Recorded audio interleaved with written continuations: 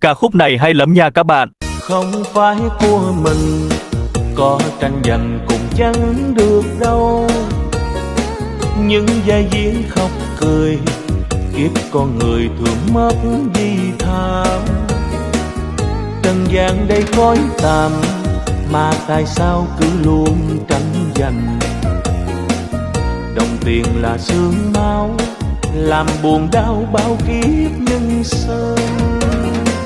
Hãy luôn nhớ cho rằng kiếp con người được mấy mươi năm, sao ta phải nặng lòng buông những lời miệt thị khinh khi. Rồi mai xa cõi tạm, nút áo kia cùng trả cho đời.